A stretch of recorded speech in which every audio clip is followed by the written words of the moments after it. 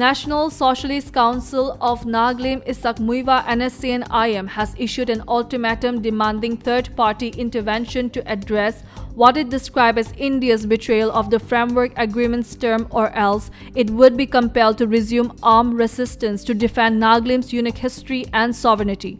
This was contained in a statement signed by NSCN-IM General Secretary Ato Kilonsar and Chief Political Negotiator NE8 Muiva. He alleged that the Indian government has failed to honor its commitments in the framework agreement, which was viewed as essential for Nagaland's identity. Muiva argued that the agreement explicitly recognizes Nagaland's sovereign national flag and constitution, elements which he claimed were disregarded by the government of India.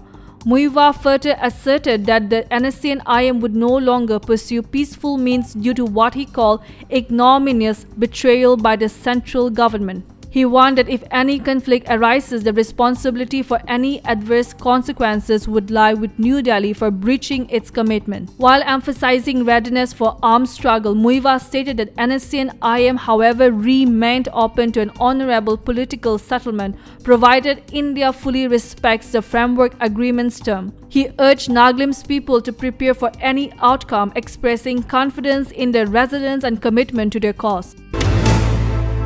The Dimapur Naga Students' Union (NSU) has reiterated its call for the immediate relocation of a sub-center located at Government Middle School GMS Midland. The NSU President Hinoto P. Avomi and General Secretary Michael Card urged authorities to address the issue within a week, warning that failure to act may lead to further legal and democratic action. The NSU argued that the presence of a health facility in a school poses a health risk to teachers and the students. The union asserted that the land legally belonging to the school was obtained through a gift deed from donors and accused the health department of illegally occupying the premises despite an official order to vacate. The union also demanded the dissolution of the Midland Colony Council, alleging it had been illegally occupying its office without public meetings for 2 decades. School Education and SCERT advisor Kekruhola Yome confirmed that the Health and Family Welfare Department had not obtained a no objection certificate (NOC)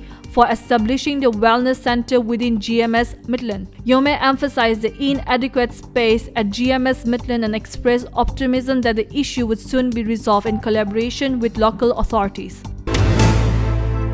The central government and intelligence agencies have alerted northeastern state to clandestine activities by Jamaat-ul-Mujahideen Bangladesh (JMB) and its affiliates. A top police official stated that agencies have increased vigilance, especially in Assam and Tripura, where Bangladesh-based terror groups aim to expand due to demographic and geopolitical factors. Despite these efforts, Indian agencies have thwarted initial attempts. Assam police recently arrested suspected cadres linked to Ansarullah Bangla Team (ABT) and Al-Qaeda in the Indian subcontinent (AQIS) in various districts. Cases against detainees are under laws such as the Unlawful Activities Prevention Act and the Foreigners Act. These concerns will be discussed at an upcoming Director General of Police meeting in New Delhi. Central Intelligence also alerted state counterparts in West Bengal about JMB's plans to reorganize in border district. In response to recent unrest in Bangladesh, the Border Security Force (BSF) has intensified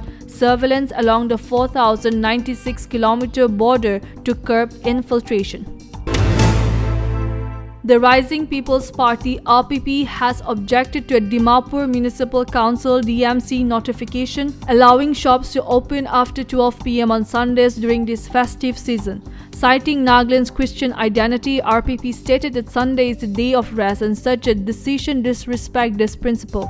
The party criticized the state government's focus on the Hornbill Festival, accusing it of ignoring Sabbath observance. RPP argued that opening shops on Sundays normalizes the day as any other day, which could harm the sentiments of devoted Christians. They urged the legislators and church organizations to address this issue, emphasizing the core Christian values should guide decision.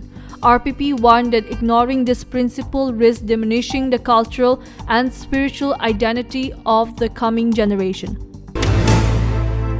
Protests at Northeastern Hill University NEHU intensified as students on an indefinite hunger strike burned effigies of Vice Chancellor Professor Prabhas Shankar Shukla, the registrar, and other officials. Students from across the Shillong campus participating, citing unaddressed demands including the removal of the registrar and deputy registrar, appointing a pro-vice chancellor for Tura campus, prompt PGSU election and basic amenities in the university. They began the hunger strike on November 5, followed by campus lockdown on November 6. Despite a letter from the Vice Chancellor urging students to end the strike and acknowledging their concern, students rejected his appeal demanding his resignation. Medical support was provided for students participating in the hunger strike.